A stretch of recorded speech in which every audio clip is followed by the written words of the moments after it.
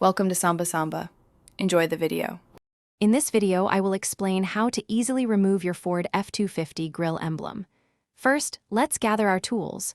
You will need a flathead screwdriver, a 10mm socket, and a ratchet. Begin by opening your truck's hood.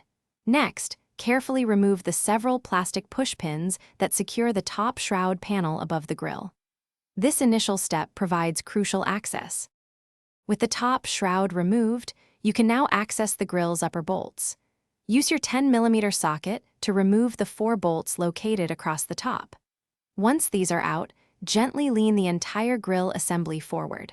This action creates enough clearance to reach behind the emblem, allowing you to see its mounting points clearly. Now, from behind the grille, locate the emblem's fasteners. You will typically find a speed nut on a threaded post. Use a deep socket, often a 5.5mm, to unscrew it. Additionally, there are usually 2 plastic snap tabs. Gently twist these tabs with a pair of pliers or carefully pry them with a flathead screwdriver to release them. Be gentle to avoid breaking the grille. Once all fasteners are released, the old emblem should easily pull straight out from the front of the grille. Before installing your new emblem, take a moment to clean the area thoroughly, ensuring no dirt or debris remains.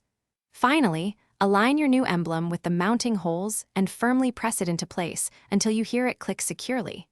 You're all set. Thanks for watching. Consider subscribing if we helped you.